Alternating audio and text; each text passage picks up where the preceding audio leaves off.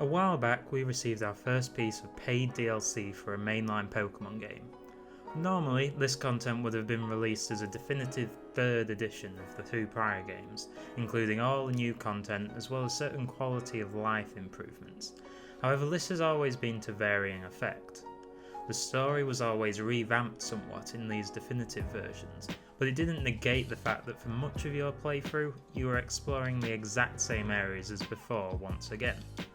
Sometimes there were new obstacles in your way, or things were tackled from a different direction, but essentially you were playing the same game over. The real content from these improved versions has usually stemmed from the post-game, and so Game Freak finally decided to cut out the middleman and just release said content as a paid add-on, and it works so much better. One of the biggest complaints I had about the base game of Pokemon Sword and Shield was how lackluster the wild area felt. Now, it certainly had its moments. The sense of freedom and exploration it afforded the game is something I've been clamouring for in this overly linear series for years, but it was obvious Game Freak were just dipping their toes in the water. Environmental variety in the wild area was severely lacking, largely consisting of open plains with a few different climates sprinkled throughout, but what we received with the DLC doesn't even compare. The sheer expanse of areas to explore is amazing and encapsulates everything the wild area should have been from the get-go. Sandy beaches, winding caves, dense forests, these are just a few examples of what's packed into a relatively small area in the DLC. I think it's that variety that actually makes the Isle of Armour feel larger than it is. It's not a massive space by any means, but the constant change in scenery makes it feel as though you're exploring an entire world. Game Freak complements this stunning scenery with the return of a vast array of Pokemon.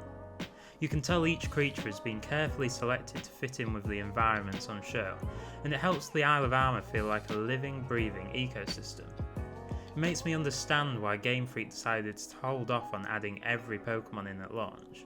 Had these mons been available in the base game, much of the excitement garnered from seeing them roam about the Isle of Armour would be lost. Between the returning Pokemon and the brand new scenery, it truly feels like a new game entirely. Luckily, this is not actually the case, because it would then be lacking sorely in one significant aspect, and that's the story. I didn't go into this DLC expecting a grand new adventure, but I was certainly hoping for a little more than what we got. The new supporting characters at least have some memorable designs, and the final fight can offer a genuine challenge if you don't go in over leveled, but otherwise the story content was lackluster to say the least. It essentially boiled down to a few fetch quests and some terribly easy battles. The missions you had were clearly there to encourage you to explore the island more than anything else, but that wasn't exactly necessary. Sprawling open world games often assign you quests taking you to the far reaches of the world in an effort to ensure nothing is missed. A Pokemon game doesn't really need that, much less a small DLC area.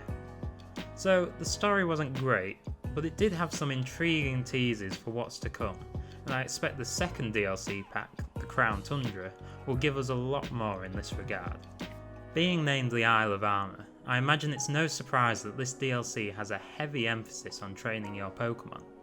It adds in many training features that will no doubt have competitive players smiling with delight, but perhaps the best thing about this is that it makes that part of the game even more accessible to beginners. The base game had already done a good job of easing the learning curve required for competitive play, and the DLC has now made it a much more forgiving task. Whether you accidentally train your Pokemon the wrong way, get the wrong nature, or just simply want to test your skills before taking them online, Isle of Armour contains a myriad of features that will aid you in your quest to become a Pokemon master. I'm quite happy labelling Pokemon's first foray into DLC a successful one. Don't expect to get more than a few hours out of the story mode, but all the new features, returning Pokemon, and beautiful game world work together to ensure you'll be exploring this island for a while to come. If you're on the fence about this, I'd maybe wait until the Crown Tundra releases to see how much it has to offer before spending your money. Otherwise, players of all kinds will still get a lot of enjoyment out of this release. Showcasing a breathtaking new wild area and the return of fan favourite Pokemon, Isle of Armour isn't held back by its story shortcomings and teases an exciting future for Pokemon games to come.